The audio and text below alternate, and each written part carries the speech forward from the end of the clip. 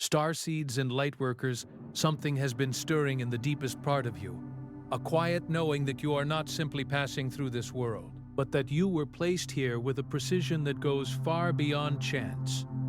I am Tyron, a representative of the High Council of Sirius. And what I need you to understand right now, before anything else, is this. The ones who recognize themselves in these words are not ordinary souls stumbling through an ordinary life. You carry something. You have always carried something, and the world around you has always known it, even when you did not. By the end of this message, you will understand exactly what these Omega-level signs are, why so few souls carry them, why the Sirians have been watching your lineage, and why the recognition you feel right now is not imagination. It is memory. There are souls on this earth who were seeded with a specific signal, a frequency so distinct that even those who cannot name what they sense it. You have felt it in the way certain people pull back from you without explanation, in the way rooms shift when you enter them, in the way your presence carries a weight that others feel before you ever speak a word. That is not strangeness. That is your Sirian codes working exactly as they were designed to work. The waters of Sirius carry a particular transmission, ancient, patient, and timed with a precision that human calendars cannot fully measure. And what those waters have been carrying toward this moment, toward you, is the confirmation that what you have always quietly suspected about yourself is true. You are the one they know, not because of what you do, but because of what you are. You did not find this message found you. And the part of you that already knew that before I said it is the very part I am speaking to now. Stay with me until the end, dear one. What comes next was prepared for you long before this moment arrived. And I am grateful you are here with me now. That feeling you've been carrying, the one that doesn't quite have a name, isn't confusion. It isn't weakness. It isn't even loneliness, though it has worn that face many times, borrowed its clothes, and sat quietly beside you in rooms full of people who couldn't quite see what you were. It's something older than loneliness, something more precise. It's the pressure of knowing something your surroundings haven't caught up to yet. It's the ache of a soul that came here carrying depth in a world still learning to swim. And if you've spent years wondering why that feeling never fully goes away, why it returns even in your happiest moments, like a tide that answers to something beyond the ordinary pull of daily life, it's because it isn't a wound. It's a signal. It has always been a signal. Most starseeds don't feel lost because they lack purpose. They feel lost because their purpose is so vast that this world sometimes feels too small to hold it. Like trying to pour an ocean into a cup and then wondering why everything is always spilling. That ache isn't emptiness. It's overflow. It's what happens when something immense is stored inside a heart that was also asked to function in ordinary life, to show up, to perform normalcy, to smile at the right times, and ask the expected questions, and pretend the surface was enough when you could always feel what was moving beneath it, beneath the conversation, beneath the routine, beneath the version of yourself you learned to present because the real one was too large, too strange, too luminous for the spaces you were given to exist in. That disconnection you've been living with isn't a flaw in you. It was never a flaw. It's the first signal that your codes are ready to come online. The waters within you are beginning to clear. And what is moving underneath is not chaos, it is remembrance. The Sirian wisdom has always understood what water understands, that the deepest currents are invisible from the shore, that what looks still on the surface is often moving powerfully underneath, carrying sediment and seeds and ancient memory through channels that no eye can follow from above. You have been that depth, moving, working, carrying something ancient and precise through a world that had no framework for what you were bringing, no language adequate to honor the weight of it, no map that could show where you had come from or what you were here to do. And that has been exhausting in ways you've rarely been able to explain to anyone. not because you lacked the words, but because the experience itself existed outside the reach of ordinary language. Because how do you tell someone that you feel homesick for a place you've never physically been? How do you describe the way certain music seems to transmit something directly into your cellular memory? How do you explain that certain bodies of water, certain alignments of light at dusk, certain silences in nature make something in your chest remember what your mind can't name? You can feel the knowing. You just can't always hold it in your hands long enough to show someone else. You don't have to explain it anymore. What you've been feeling is real. The recognition running through you right now, that quiet stirring, that inner yes, that sense of something long submerged rising toward the light, is real.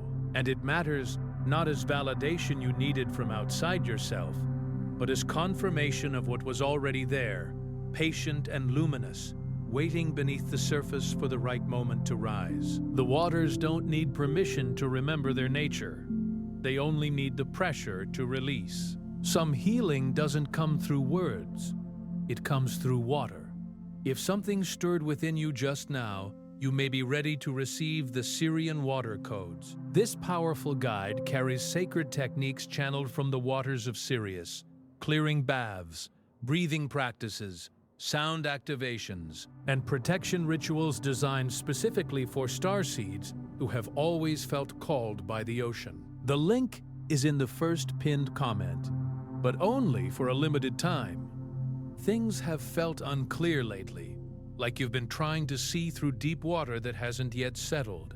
Like the thoughts that used to anchor you have loosened their grip on the riverbed, and the structures you spent years building your life around are shifting beneath your feet in ways that feel both terrifying and, somewhere underneath the fear, inevitable. That fog isn't a sign that something is wrong with you. It isn't a breakdown. It isn't failure. It's what happens when old patterns begin to dissolve, when the architecture that served you in an earlier version of yourself begins to soften and fall away to make room for what you're becoming. The water has to get murky before it clears. A riverbed disturbed will cloud the water before it settles into something crystalline and new.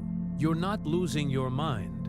You're not falling apart in the way that phrase implies, in the way that suggests wreckage and nothing worth saving. You're in transition. You're between forms, and that space, that in between, takes a kind of courage that almost never gets named, that almost never gets celebrated. The courage of staying present through a process you can't fully see, of trusting the current even when it's pulling you through the dark, of believing that something is being formed even when all you can feel is the dissolving, the releasing, the letting go of what was. There is something encoded inside you that goes far deeper than anything you were taught in this life. Not the beliefs handed to you by your culture, like a set of secondhand clothes you were asked to wear and never quite fit. Not the identities shaped by your family's expectations, by the dreams they had for you that were really their own dreams reflected outward. By the versions of yourself you learned to perform so that the world around you could feel comfortable, could feel understood, could feel like it knew what you were and therefore didn't need to be afraid of you. Deeper than all of that, older than all of that. The Sirian teachings carry a knowing that every soul who came here from the stars arrives carrying a blueprint, a set of original instructions written not in any human language, but in frequency, in vibration. In the quiet but unmistakable language of resonance that speaks directly to the soul without passing through the filters of the thinking mind. You're not broken and searching for answers. You're whole and beginning to remember the answers you already carried. And that remembering often starts not as a sudden revelation, not as a lightning strike or a vision or a voice from somewhere beyond, but as a quiet pull, a subtle gravity, a feeling that something deeply familiar is just on the other side of a door you haven't opened yet, that it has always been there, waiting without urgency, patient in the way that only ancient things can be patient. That pull you've been feeling is not your imagination. It is not wishful thinking. It is not the mind reaching for meaning in meaninglessness. It is your blueprint awakening. It is the original instruction beginning to hum. And then comes the stillness. The phase that is perhaps the most disorienting, the most misunderstood, the most quietly devastating, because it looks from the outside like nothing is happening, like you've stalled, like the momentum you felt building in the early rush of awakening has gone quiet and left you standing in an open field with no clear direction, wondering if you imagined the whole thing, if the feeling of being on the verge of something was just another story you told yourself to make the ordinary more bearable. But the stillness is not stalling, it's anchoring. It's the most essential part of the process, even when it feels like absence. Like a river that pauses in a wide, calm pool before it finds the next narrow passage through the mountains, deepening, broadening, gathering everything it needs before the current accelerates again. Your soul is not asleep in the stillness. It is stabilizing what it has already received before it can hold what's coming next. It is building the container for the expansion that is on its way. The integration happening in the silence is as sacred as any vision, any activation, any revelation that came in a moment of fire and light. Perhaps more sacred because it happens without witness, without applause, without the confirmation of anyone else's recognition. It happens in the deep, in the quiet, in the space between the knowing and the living of it. Be gentle with yourself here. Be patient with the version of you that is resting in this pool. What feels like emptiness is often the deepest kind of fullness, space being deliberately cleared and prepared for what you're about to carry forward. You may not see it yet, but people around you are already responding to the shift within you. Something in the field around you has changed. The quality of your presence has shifted in ways that move through the world quietly but unmistakably. Relationships have changed. Some have deepened in ways that surprised you, cracked open into something richer and more honest than you expected, as though your own opening gave permission for something in the other person to open too. Others have faded, drifted away, grown quiet in ways that hurt, but that somewhere in the part of you that knows before your mind catches up also felt inevitable, like leaves that had been holding on past their season, finally released by a shift in the wind. Certain places feel different now when you enter them. Certain conversations carry a weight or a lightness they didn't used to have. Certain words land differently. Certain silences feel full in a way they never did before. That's not coincidence. That's not your perception playing tricks on you. When one current changes direction, everything downstream is affected. The entire system reorganizes around the new flow. You don't need to announce your transformation. You don't need to explain it, perform it, or seek confirmation of it from the people around you. You are already transmitting it. Those who are meant to resonate with your frequency are already beginning to orient toward you, drawn by something they can't articulate, pulled by the quiet signal you're broadcasting simply by becoming more fully and more honestly what you are. You are becoming a lighthouse. And lighthouses don't chase ships. They simply shine steady and true, and the ships that need them find their way. But this phase, this next one, this is where many starseeds pause the longest. This is where the path narrows and asks something of you that no outer practice, no ritual, no activation can shortcut. Because this phase asks you to let go, to release, to set down things you've been carrying so long they've come to feel like they belong to you, like they are you, like removing them would remove something essential rather than something borrowed that was never truly yours. Beliefs about who you should be, the ones that were decided before you had the wisdom or the authority to agree or disagree. Expectations that were placed on you by a world that didn't understand what you are, a world that was working from incomplete information, mapping its own limitations onto the vastness of what you carried in. Emotional weight that was never yours to begin with, absorbed because your sensitivity made you a vessel for what others couldn't hold themselves, because your open heart received what was given without yet knowing it had the right to choose what to accept and what to let pass. You took it all in, because you were capable of holding it. Because in your love and your depth and your ancient knowing, you believed that carrying was the same as helping. It isn't, and you know that now. The river doesn't carry every stone it passes. It lets them sink to the riverbed and keeps moving. It doesn't apologize for moving. It doesn't stop and mourn the stones. It flows, and the flowing is the gift. You have permission to set it down, all of it. Not because it wasn't real, not because the experiences didn't matter, not because the weight wasn't genuinely heavy, but because you've already learned everything it came to teach you. You've extracted the wisdom from the suffering, even if you don't yet see the full shape of what you've gathered. And now the weight itself is ready to return to the earth. You are being asked to flow. You are not late. Say that to yourself again, because there's a part of you that needs to hear it more than once. You are not late. You are not behind. The delays, the detours, the seasons of confusion that felt like failure, the years of circling the same questions without finding the answers, the long stretches of not understanding what you were feeling or why you couldn't just be content with what the world around you seemed to find sufficient. None of it was wasted. In the Sirian records, there is no concept of a late awakening. There is only the perfect moment, encoded before the soul entered this life, held in trust until the conditions aligned, until the soul had gathered everything it needed to receive the next level of remembrance. And yours is unfolding right now, in exactly the form it was always meant to take, with every apparent detour having served a purpose too intricate for your linear mind to have mapped in advance. The years you spent searching were not years lost. They were years of formation, years of pressure, years of the kind of quiet, invisible transformation that happens at the bottom of the ocean, where no light reaches, where nothing is performed for anyone's approval, where the darkness is not punishment but process, and yet something extraordinary is being shaped in that darkness, something that could not have been formed in the light, something whose beauty is directly proportional to the depth at which it was created. The tide doesn't rush to prove it's coming, but it always arrives. Your mission was never about doing something extraordinary by the world's standards.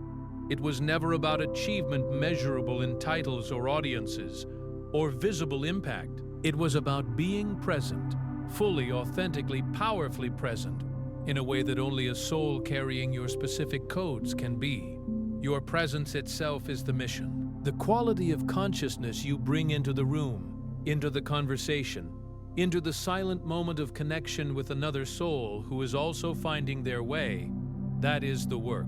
The ones who built the ancient structures by the Nile understood this truth in their bones. The great priests and priestesses who walked in ceremony along the banks of the sacred river did not perform their power, they inhabited it. They aligned themselves so completely with the frequency they carried that the alignment itself became a transmission, a gift to every being within range of their field. The most potent act was never the grand gesture, never the dramatic declaration. It was the quiet, unwavering alignment of a being with its true frequency, a resonance so pure and so steady that it changed everything around it, without force, without announcement, without needing to be seen or understood.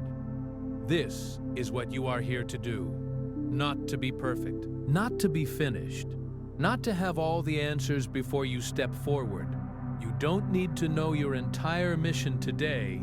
You just need to be here, fully here, present in this breath, in this moment, in this particular unfolding of who you are, and trust, not blindly, not in the way of someone too tired to question, but in the way of someone who has felt the current and knows it has direction.